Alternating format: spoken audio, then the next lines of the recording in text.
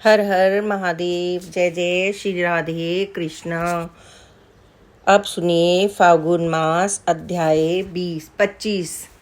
आज की कथा में श्री मार्कंडेय जी महेश्वरपुर में बहुत सारे तीर्थ थे, वहाँ के बारे में बताते हैं। वहाँ से रोत्रवारु तीर्थ तक जो 1 कोस की भूमि है, उसके भीतर का स्थान शिव क्षेत्र कहा गया है। जो वहाँ मृत्यु को प्राप्त होता है वह शिवलोक में आनंद का भागीदार हो जाता है। वहाँ पितरों को तिल और जल की अंजलि देने से माता और पिता दोनों कुलों के पितर महाप्रलय काल तक तृप्त रहते हैं। प्राचीन काल में श्री ब्रह्मा जी के द्वारा वहाँ असंख्य उत्तम यज्ञ किए गए थे। देवराज इंद्र ने भी वहाँ यज्ञ अनुष्ठान करके देवराज पद को प्राप्त किया था। कार्तिवीर्य अर्जुन सूर्य के ही पुत्र थे। चक्रवर्ती नरेश के पद पर प्रतिष्ठित थे। वे सदा यज्ञ और दान में तत्पर रहते थे। उनके शासन काल में उत्तम पुरी अयोध्या के भीतर मृत्यु रोग से वृद्धावस्था का कष्ट किसी को नहीं होता था। उसके बाद उन्हीं के वंश में परम धर्मात्मा राजश्री सालकायन हुए, जिनके राज्य में पूरी पृथ्वी पर सस्य श्यामला और धन्य धान्य से संपन्न थी। गौवें स्वयं ही इच्छा अनुसार दूध दिया करती थी। एक समय अयोध्या के राज्य में 12 वर्षों तक वर्षा नहीं हुई। संपूर्ण देशवासी मनुष्य और पशु पक्षी भूखों मरने लगे। घास फूस, तिनके, लता बेले और 4 प्रकार के जीव समुदाय भी नष्ट प्राय हो गए। उस समय देवता, असुर और मनुष्यों में बड़ा भारी हाहाकार मच गया। हे युधिष्ठिर, अपने देश पर आई हुई इस आपत्ति को देखकर राजा कायन को बड़ी चिंता हुई। उन्होंने सोचा कि जन्म से लेकर अब तक मेरे द्वारा कोई भी पाप नहीं हुआ। मैं तो सदा संसार सागर पार उतारने वाले भगवान श्री हरि का पूजन किया करता हूँ। ब्राह्मण और ऋषि मुनियों को भी मैंने इच्छा अनुसार तृप्त किया है, फिर भी मेरे राष्ट्र में यह विपत्ति क्यों आई होगी। इस प्रकार विचार करते हुए राजा ने बृहस्पति जी के समान बुद्धिमान ब्रह्मवादिनी को भक्ति भाव से साष्टांग प्रणाम करके पूछा, हे ब्राह्मण, यह 12 वर्ष की अनावृष्टि क्यों हुई? मेरे राज्य में इतना भीषण अकाल क्यों पड़ गया? वशिष्ठ जी कहने लगे कि महाबला जन समुदाय में महर्षियों के वचन सुनकर उसी के अनुसार कोई उपाय अवश्य करना चाहिए। तब राजा ने जनसभा में आसन पर बैठकर महर्षियों के पास जाकर उस अकाल का कारण पूछा। उनके पूछने पर महर्षि इस प्रकार बोले कि राजन, भूत और भविष्य काल के तत्व को जानने वाले गुरु और महात्मा खंडे मुनि के आश्रम पर जाकर ब्राह्मणों के साथ इस प्रश्न पर विचार करो। वे मुनि जो जो धर्म तुम्हें बताएं उनका तुम्हें पालन अवश्य ही करना चाहिए। इसके बाद राजा लंकानम के साथ दिव्य रथ पर आरूढ़ होकर नर्मदा नदी के तट पर गए और वहां मुनियों के साथ बैठे हुए मुझ मार्कंडे को प्रणाम करके बैठ गए। तब मैंने उनसे कुशल मंगल पूछा। राजा कहने लगे कि हे ब्राह्मण, आज आपके अरविंद का दर्शन करने से मैं कुशल हूँ, परंतु भविष्य में मेरे राष्ट्र का क्या होगा, यह बात मुझे सदा ही पीड़ित करती रहती है। मैंने कहा कि प्रजा के कुमार्गगामी होने से, देवताओं और ब्राह्मणों को कष्ट पहुँचाने से तथा वर्णाश्रम धर्म का लोप करने से जो महान अधर्म होता है वह धर्म को हानि पहुँचाता है। इसलिए इस संकट से बचने के लिए और मुक्ति पाने के लिए तुम नर्मदा के तट पर आकर रुद्र यज्ञ करो और महादेव जी की विधि पूर्वक आराधना करो। इससे वर्तमान उपद्रव की शांति हो जाएगी। बादल इच्छा के अनुसार वर्षा करेंगे और पुनः सृष्टि का सारे कार्य पहले ही तरह चलने लगेगा। तुम भी पाप दोष से मुक्त हो जाओगे और राज्य तथा स्वर्ग पाओगे। मुनि का यह वचन सुनकर राजा ने मुनियों सहित मुझे नमस्कार किया और कहने लगे, महामुनि, आपकी कृपा पूर्वक जो कुछ बताया है उसे मैं अपने ऊपर आपका बहुत बड़ा अनुग्रह मानता हूँ। यह कहकर राजा ने अयोध्यापुरी को संदेश भेजकर अपनी रानियों और राजकुमारों को यज्ञ सामग्री के साथ वहीं बुलवा लिया। उनके बुलाने पर महाराज की 1008 रानियां, राजकुमार तथा घर का काम काज करने वाले अन्य सभी लोग भी यज्ञ सामग्री सहित वहीं पर उपस्थित हो गए। तब राजा सालकान मुझे कहने लगे, प्रणाम करके इस प्रकार से कहने लगे कि मुने, आज्ञा दीजिए, कहाँ यज्ञ प्रारंभ करना है? मैंने कहा, वह दुर्य पर्वत के पश्चिम भाग में यज्ञ मंडप निर्माण कराओ और यज्ञ की अन्य सभी सामग्रियों को वहां पर इकट्ठा कराओ। तब राजा ने यज्ञ के लिए विशिष्ट श्री वामदेव जी आदि बहुत से ऋषियों का वर्णन किया। वर्ण किया। यज्ञ मंडप में सोने के बड़े बड़े खंभे लगाए गए, जिनसे वहां बड़ी शोभा हो रही थी। कुंड देवी और श्रद्धा आदि तथा स्वर्णमयी तरह तरह के भक्ष्य भोज्य पदार्थ और तरह तरह के रस तैयार किए गए। वेद पाठी बण द्वारा देवताओं का आह्वान किया गया और पूजन किया गया। होम कुंड में अग्नि का आधान हुआ। धूम रहित अग्नि प्रज्वलित हो गई। वेद मंत्रों के उच्चारण से आकाश गूंज उठा। आहुतियां दी जाने लगीं। इस प्रकार विधि पूर्वक यज्ञ पूरा होने पर जब सब लोग अव्रत स्नान के लिए नर्मदा नदी में गए, तब उसका जल सूखा हुआ दिखाई दिया। यह देखकर राजा को बड़ा आश्चर्य हुआ। उन्होंने मुनिवर दुर्वासा जी से पूछा कि मुनिवर, यह क्या हुआ? वर्षा भी कहीं नहीं हुई और नर्मदा का जो पुराना जल था वह भी सूख गया। इसका क्या कारण है? राजा का प्रश्न सुनकर दुर्वासा मुनि बोले, राजन, जल तो सभी लोगों को अभिष्ट है। तप, होम और वेद मंत्र ब्राह्मणों के अधीन हैं और यज्ञ रक्षा तथा दक्षिणा यजमान के अधीन, इसलिए सब कुछ विधिवत संपन्न हुआ है। नर्मदा जल रहित हो गई है और बादलों ने अभी तक पानी नहीं बरसाया। इससे हताश होने की आवश्यकता नहीं। राजन, जो जो चली गई है उस नर्मदा नदी के आने का इंतजार देखो। तब राजा ने नर्मदा जी की स्तुति इस प्रकार प्रारंभ की कि हे सुरेश्वरी, आपको नमस्कार है। शंकरा आत्मजय, आपको नमस्कार है। इंडा पिंगला उमा गंगा सरस्वती, वेद माता गायत्री सावित्री सरस्वती, ब्राह्मी वैष्णवी और गौरी सब आप ही हो। आप ही परम यशस्विनी लोक माता लक्ष्मी हो। पृथ्वी पर जितने भी तीर्थ बताए गए हैं वे सब आप में ही व्याप्त हैं। समस्त चराचर जगत आपके जल से व्याप्त है। जगत में कोई भी ऐसा स्थान दिखाई नहीं देता जो आपके जल से आवृत ना हो। आपके जल में स्नान करने मात्र से ही तृप्त होकर सब जीव परम गति को प्राप्त होते हैं। अमित तेजस्वी राजा के मुख से इस प्रकार स्तुति सुनकर नर्मदा देवी ने उन्हें प्रत्यक्ष दर्शन दिया और कहने लगी, राजा, तुम्हारे मन में जो भी इच्छा हो उसके अनुसार वर मांगो। तब राजा ने हाथ जोड़कर कहा कि देवी, आप 7 पूर्व के और 7 दूसरे प्रवाह होके अक्षय कर दीजिए। नर्मदा जी बोली, राजन, लो, यह वरदान मैंने तुम्हें यथार्थ रूप से दे दिया। ऐसा कहकर सरिता में श्रेष्ठ नर्मदा जी की जल राशि से परिपूर्ण हो गई और विस्तृत प्रवाहों से बहने लगी। राजा सालकायन का यह अद्भुत कर्म देखकर सत्य धर्म पारायण सभी महर्षि उनकी प्रशंसा करने लगे। इसके बाद उन सब ने नर्मदा नदी में स्नान, आवाहन, जलपान और पितृ तर्पण किया। इसके बाद सर्वस्व दक्षिणा पाए हुए ब्राह्मणों ने यज्ञ समाप्त किया। जो जिस वस्तु की कामना करता उसे वही वस्तु दी जाती है। इसके बाद शिवालय में जाकर समस्त मनवांछित फलों को देने वाले देव पूजित महेश्वर लिंग में स्थित भोग मोक्ष प्रदाता उमा महेश्वर का राजा ने विधि पूर्वक पूजन किया। पूजा में प्रत्येक उपचार ओम महेश्वराय देवाय शंभुवाय नमो नमः इस मंत्र से ही चढ़ाया गया। पूजा समाप्त होने पर राजा वहीं हाथ जोड़कर खड़े हो गए। इसके बाद नर्मदा देवी भगवान शंकर के चरणों से नीचे से प्रकट हुई और उनका वह प्रभाव संपूर्ण देवताओं द्वारा पूजित हुआ। इसके बाद संतुष्ट हुए महादेव आदि सभी देवतागण बोले, राजन, तुम अब मनवांछित वर मांगो। उनके ऐसा कहने पर राजा सालक कहने लगे कि देवताओं, आप लोग कभी भी इस स्थान का परित्याग मत कीजिएगा। हमारे राज्य में अकाल आदि दोषों से पीड़ित प्रजा का कष्ट दूर हो और वह सदा फूले फले।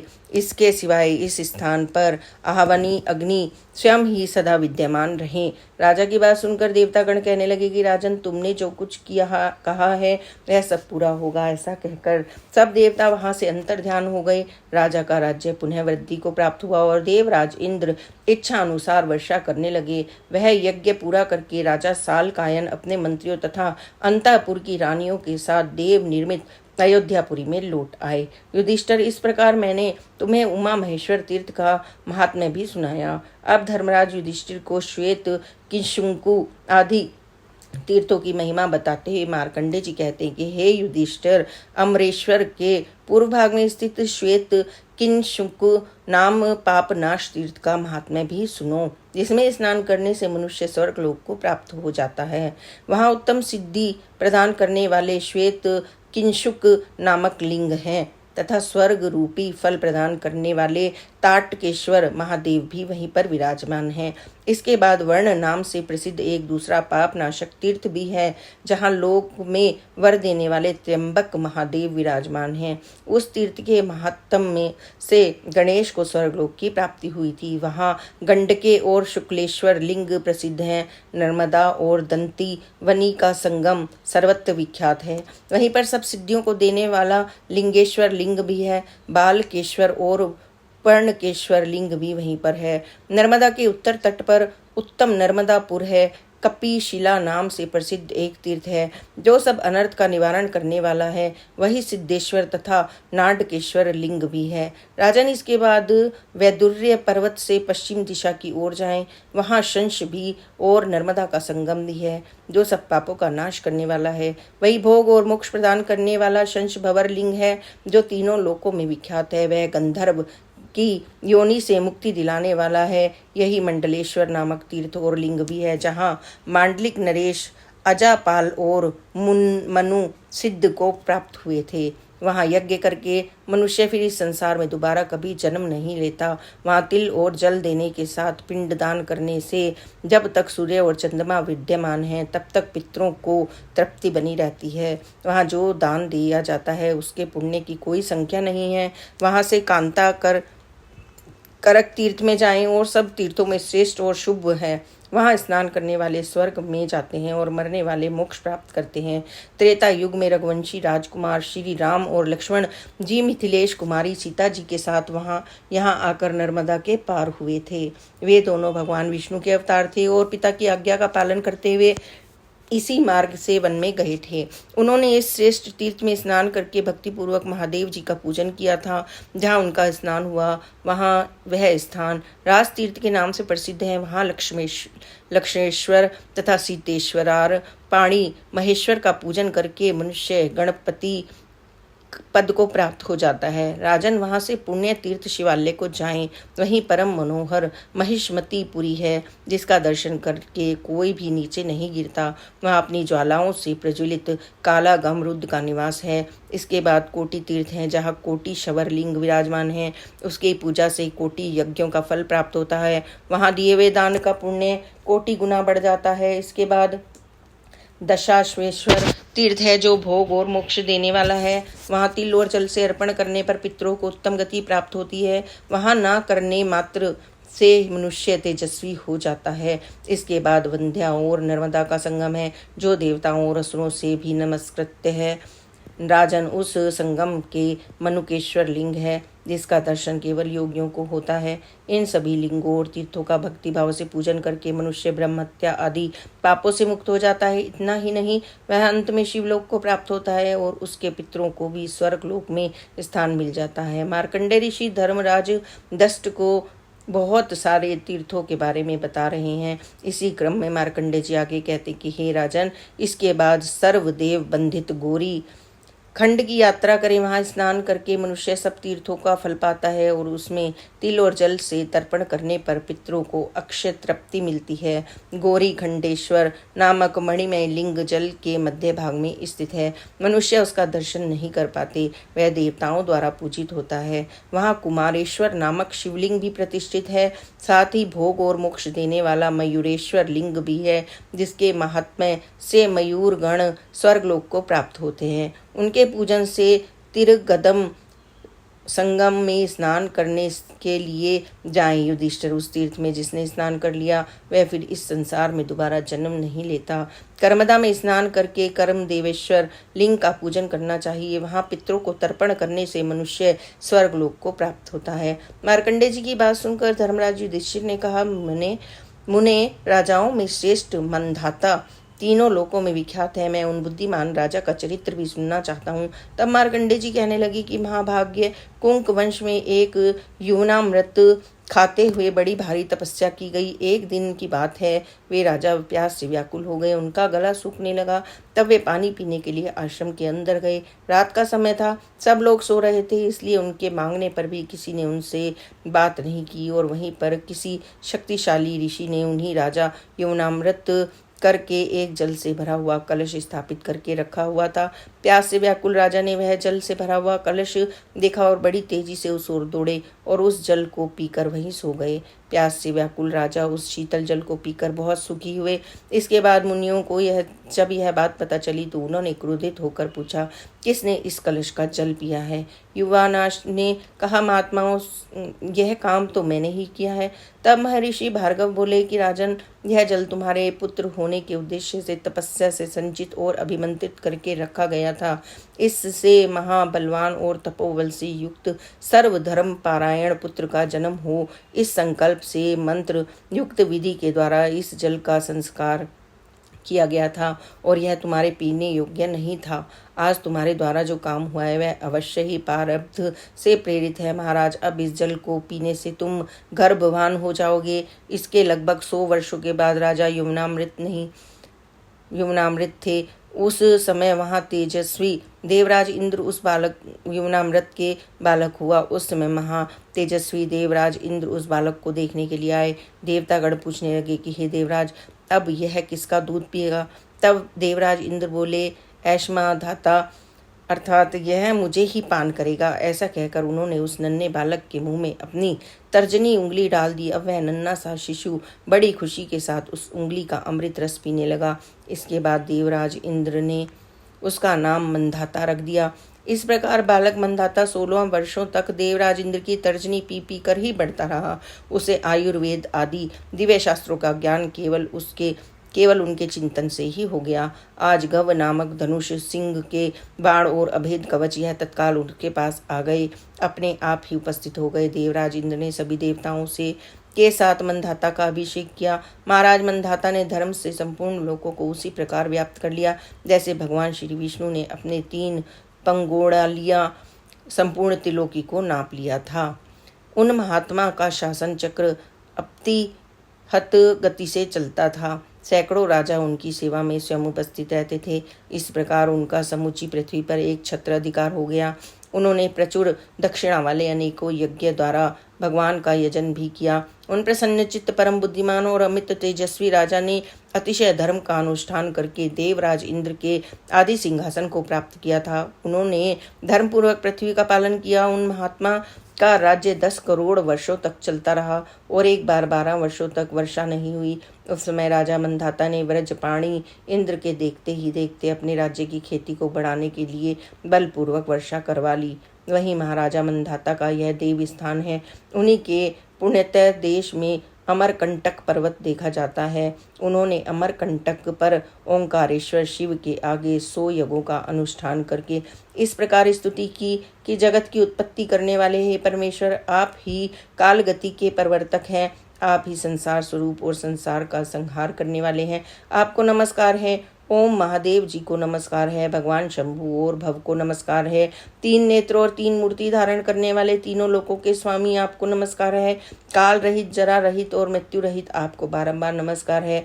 जो लोग हर दिन आदि देव भगवान ओंकारेश्वर का ध्यान करते हैं उनकी संसार सागर में पुनरावृत्ति नहीं होती। काल रूपधारी ओंकार स्वरूप उमानाथ महादेव जी ने यह स्तुति सुनकर राजा मंधाता को दर्शन देकर कहा कि सुव्रत, तुम कोई वर मांगो। राजा मंधाता ने हाथ जोड़कर उन्हें प्रणाम किया और कहने लगे कि हे देवेश्वर, वैदुर्य नाम से प्रसिद्धि है। शैलराज मंधाता नाम धारण करें और आपकी कृपा से देव स्थान बन जाए। यहाँ जो भी मनुष्य दान, तप, पूजा तथा प्राण विसर्जन करे वे शिवधाम के निवासी हों। राजा मंधाता का यह वचन सुनकर महादेव जी कहने लगे, राजन, मेरी कृपा से यह सब कुछ होगा। इस प्रकार वरदान पाकर महाराज मंधाता अपनी पुरी को लौट गए। हे युधिष्ठिर, यह सब मंधाता का उत्तम चरित्र मैंने तुम्हें बताया।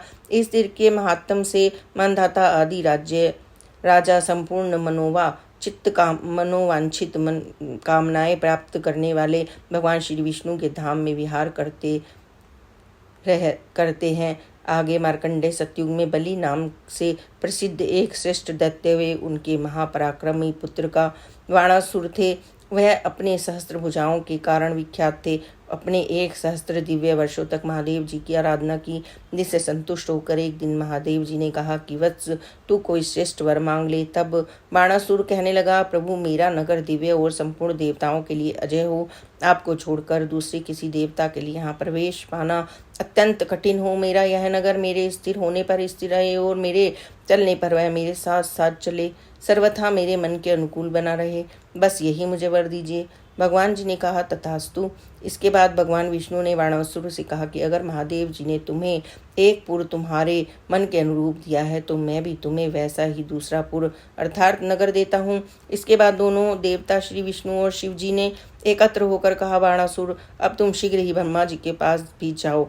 तब बलि का पुत्र ब्रह्मा जी के पास भी गया। ब्रह्मा जी ने उसे हृदय से लगाया और कहा, बस भगवान शिव और विष्णु जी दोनों ने तुम्हें एक एक पुर प्रदान किया है, इसलिए मैं भी तुम्हें वैसा ही एक और पुर देता हूँ। इन तीनों पुरों को प्राप्त करके बाणासुर त्रिपुर के नाम से विख्यात हुआ। हे धर्मराज, इस प्रकार वरदान पाकर सहस्त्र अर्थात 1000 भुजाओं के विस्तार से शक्तिशाली बना हुआ बाणासुर समस्त देवताओं के लिए अवध हो गया। कोई भी देवता उसका वध नहीं कर सकता था। उसने यक्ष, विद्याधर, देव, दानव, गंधर्व और राक्षसों के समस्त निवास स्थानों को नष्ट कर दिया। वहां की यज्ञ वेदिकाएं तोड़ फोड़ डाली। देवराज इंद्र की अमरावती पुरी को उजाड़ दिया।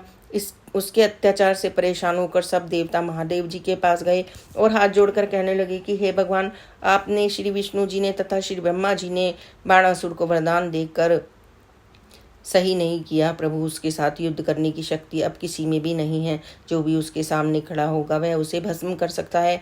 तब महादेव जी कहने लगे, हे देवताओं, तुम सब लोग 30 करोड़ की संख्या में हो और बड़े बलवान हो। सब लोग संगठित हो जाओ और ये यत्न पूर्वक त्रिपुर का विनाश कर दो। यह सुनकर सब देवता अपने तीखे अस्त्र शस्त्र लेकर बाणासुर त्रिपुर के पास गए, किंतु उस दैत्य ने सभी देव को क्षण भर में ही परास्त कर दिया। अब उनके अस्त्र शस्त्र भी छीन लिए। देवताओं के पांव खड़े हो गए और वे निराश होकर फिर से महादेव जी के पास गए। महादेव जी ने पूछा, बताइए, आप सभी ने वहां जाकर क्या किया? देवतागण कहने लगे कि भगवान, हम क्या कर सकते हैं, हम तो उसका पराक्रम वर्णन करने में भी असमर्थ हैं। देवताओं की यह बात सुनकर भगवान शिव कहने लगे कि अच्छा, तो उस महादुष्टा त्रिपुर का संहार मैं अब स्वयं करूंगा। ऐसा कहकर वे कैलाश को चले गए। जहाँ त्रिपुरासुर था वहीं जा पहुंचे और उनके साथ देवी पार्वती जी भी थीं। नंदी, महाकाल, महेश्वर, वृष ब्रंटी, विघ्नेश्वर अर्थात गणेश जी, स्कंद, महावीर, पुष्पदंत, घंटा कर्ण, महोदर, गोमुख, हस्ती कर्ण, स्थूल जंग और वक्रोदर, यह 15 पार्षद भी भगवान शिव के साथ गए। सबके सब महादेव जी के समान ही पराक्रमी थे। जहाँ महान क्षेत्र स्वरूप शीर्षैल नाम का सिद्ध पर्वत है, वहीं जाकर महादेव जी ने देवी पार्वती से कहा, प्रिय, यही त्रिपुरासुर को मारना उचित होगा। ऐसा कहकर भगवान शंकर ने उस पर्वत को प्रधान निवास स्थान बनाया और व्यापक विराट रूप धारण करके पिनाक नामक धनुष अपने हाथ में धारण किया और एक पैर से पाताल को और दूसरे से ब्रह्मांड को दबाया तथा त्रिपुरासुर की ओर लक्ष्य बांधकर अघोर नामक बाण का प्रहार कर दिया। उस अस्त्र से दग्ध होकर 3 टुकड़े हो गए। उसके ओर जर्जर करके भगवान शिव ने नर्मदा के जल में उसे गिरा दिया। वहां गिरने पर वह 7 पाताल का भेदन करके रसातल को चला गया। इससे वहां जलेश्वर नामक तीर्थ प्रकट हुआ, जो तीनों लोकों में विख्यात है। जलेश्वर देव का पूजन करने से मनुष्य ब्रह्म हत्या से मुक्ति पा जाता है और कोटि सहस्त्र कल्पों तक भगवान शिव के धाम में सुखपूर्वक निवास करता है। जो वहां स्नान करते हैं वे तो स्वर्ग में जाते हैं। जो मृत्यु को प्राप्त होते हैं उनका पुनर्जन्म नहीं होता। हे युधिष्ठिर, वहां तिल और चल से तर्पण करने पर, पिंड दान देने से जब तक भगवान शंकर और नर्मदा जी स्थित हैं तब तक पितर भी तृप्त रहते हैं। कालागम रुद्र के समान प्रज्वलित त्रिपुर नाशक अघोरास्त्र को नर्मदा के सिवा भला दूसरा कौन धारण कर सकता है। इस प्रकार अघोरास्त्र से छूटा हुआ बाण जाल से ही जाले शवर अर्थात बाणलिंग नाम कहलाया। अपने तीनों पुरों के दग्ध होने पर बाणासुर भस्म होकर भगवान शिव की इस प्रकार स्तुति करने लगा कि हे अनादि देव ईश्वर, आपको नमस्कार है। हे विघ्नेश्वर, आपको नमस्कार है। महेश्वर, आपको नमस्कार है। सर्वज्ञ, ज्ञानहारी, हे ज्ञान दाता शिव आपको नमस्कार है। अनंत गुणों में रत्नों से विभूषित आप परमेश्वर को नमस्कार है। परातत्व, पराति, उत्पत्ति और पालन करने वाले हे शिव आपको नमस्कार है। सब प्रयोजनों की सिद्धि के साधन हे विश्वनाथ आपको नमस्कार है। धनंजय निराधार स्वभाव से ही उपद्रव रहित आपको नमस्कार है। सदा प्रसन्न रहने वाले परमेश्वर आप संपूर्ण योगों के स्वामी हैं आपको नमस्कार है। हे भूतनाथ जगन्नाथ सर्वाधिकार मोक्ष और सात पाताल के आश्रय आपको नमस्कार है। त्रिनेत्र और त्रिशूल धारण करने वाले त्रिलोक स्वरूपी आपको नमस्कार है, नमस्कार है। हे चंद्रशेखर देवता और असुर दोनों आपके चरणों में नतमस्तक होते हैं आपको नमस्कार है। हे महाप्रभु अपनी जिह्वा की चंचलता के कारण आपके विषय में कुछ भी कहने की धृष्टा की हो तो उसको आप क्षमा कीजिए। आपके गुणों का वर्णन करने में भला कौन समर्थ है। मार्कंडेय जी कहते हैं कि हे धर्मराज वाणासुर द्वारा की हुई इस स्तुति को सुनकर भगवान शिव उस पर प्रसन्न हो गए और इस प्रकार बोले कि दैत्यराज सेवा अपराध जनित तुम्हारा यह दोष अब क्षमा कर दिया गया है। अब तुम कोई वर मांगो। वाणासुर बोला, हे देव मैं अब अपने परिवार सहित इसी जन्म से आपका उस परम धाम को जाऊं जहां पुनर्जन्म का भय नहीं। वाणासुर का यह वचन सुनकर महादेव जी ने कहा, तथास्तु दैत्यराज तुम मेरी भक्ति के प्रसाद से मेरे समीप निवास करोगे। इसके बाद वह दिव्य विमान पर आरूढ़ होकर महादेव जी के प्रसाद से उन्हीं के लोक में चला गया। जय भोलेनाथ। आज की कथा में बस इतना ही। आगे की कथा आप आने वाले अध्याय में जरूर सुनिए। हर हर महादेव। जय जय Shri Radhe Krishna. Please like and subscribe this channel. Om Sai Ram, जय साई राम, ओम साई राम।